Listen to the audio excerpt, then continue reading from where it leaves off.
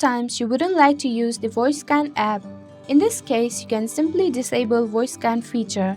This new feature can be easily disabled in few steps.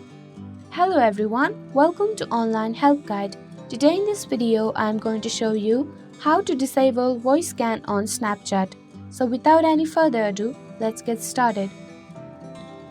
Open your Snapchat on your device.